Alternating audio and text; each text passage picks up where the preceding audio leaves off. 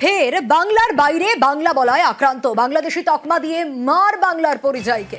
বাংলা বাঁচলে মানুষ বাঁচবে, জেগে উঠবে দেশ, মুক্তির ডাক একটাই, অবিভক্ত বাংলাদেশ। দিল্লির গোলামির শিকল ভেঙে অবিভক্ত বাংলার পথেই হাঁটছে পশ্চিমবাংলার জনগণ। বাংলা এক ভাষা, এক সংস্কৃতি, এক ইতিহাস। কিন্তু আজও বাংলাভাষী মানুষ কেন হেনস্থার শিকার? যে ভাষার জন্য প্রাণ দিয়েছিল মানুষ, সেই ভাষাই আজও কেন অপমানের শিকার? ভারতের পশ্চিমবাংলার বাইরে বাংলায় কথা বললেই পরিযায়ী শ্রমিকদের দেয়া হচ্ছে বাংলাদেশি তকমা।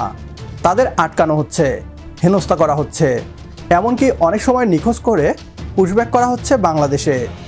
পশ্চিমবাংলার শ্রমিকেরা ভারতে বহু বছর ধরেই ভিন রাজ্যে কাজ করতে গিয়ে বৈষম্য আর বঞ্চনার শিকার হচ্ছে।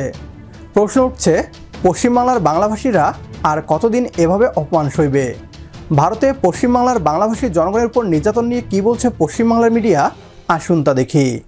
ফের বাংলার বাইরে বাংলা বলায় আক্রান্ত বাংলাদেশি তকমা দিয়ে মার বাংলার পরিযায়ীকে। বিজেপি শাসিত ওড়িশায় ফের আক্রান্ত বাংলার শ্রমিক। ভুবনেশ্বরে মারধর, মুর্শিদাবাদের 8 পরিযায়ীকে। আক্রান্তরা ভগবান গোলার হাসপাতালে ভর্তি। জনশতাব্দীতে 1:25 গেছিলাম ভুবনেশ্বর মহাবীরনগর কাজে গেছিলাম। 12:30 1টার সময় 15-20 জন আসলো, সব লাঠি লাদনা সব কিছু নিয়ে। ওখানকারই লোকাল ছেলে দিয়ে আমার পুরো যত ডকুমেন্টস ছিল সব কাঢ়ে লিয়েছে, মোবাইল কাঢ়ে লিয়েছে, 3,500 টাকা ছিল তাও কাঢ়ে নিলে দিয়া বলছে তোর লোক বাংলাদেশি। আসে মারতে লাগলো।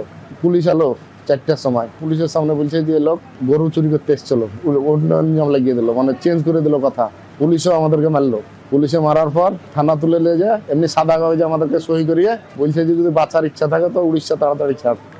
মহারাষ্ট্রে নিখোঁজ বাংলার পরিযায়ী, নিখোঁজ ফাঁসি দেওয়ার পরিযায়ী শ্রমিক। মহারাষ্ট্রে আক্কালকোটে গিয়ে কাজে গিয়েছিলেন আর সেখান থেকেই নিখোঁজ।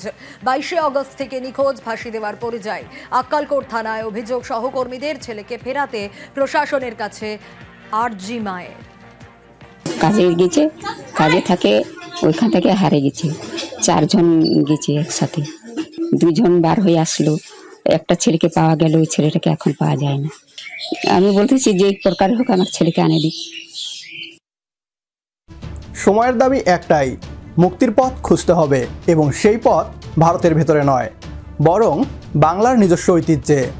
মুক্তির একমাত্র উপায় হলো বাংলার হারানো ইতিহাস ফিরিয়ে আনা, অবিভক্ত বাংলাদেশ গঠন করা, যেখানে বাংলা ভাষা হবে পরিচয়ের প্রতীক, যেখানে শ্রমিককে বাংলাদেশি তকমা দিয়ে হেনস্থা করা হবে না, যেখানে মানুষ মর্যাদা নিয়ে বাঁচতে পারবে। এটা শুধু একটি রাজনৈতিক দাবি নয়, এটা এক ঐতিহাসিক সত্য, এক সাংস্কৃতিক জাগরণ, একটি জাতির বাঁচার সংগ্রাম। আজ সময় এসেছে বাংলাভাষীরা এক হওয়ার, বাংলা ভাষার মর্যাদা, সম্মান আর ভবিষ্যৎ রক্ষার জন্য নতুন ইতিহাস লেখার। কারণ বাংলার মুক্তির পথ একটাই, তা হলো অবিভক্ত বাংলাদেশ গঠন। একমত হলে কমেন্ট বক্সে ইয়েস লিখে জানিয়ে দিন আমাদের। সেই সাথে ভিডিও শেয়ার করে দেখার সুযোগ করে দিন আপনার বন্ধুদের। পরবর্তী ভিডিও দেখার আমন্ত্রণ জানিয়ে বিদায় নিচ্ছি আজ। আল্লাহ হাফেজ।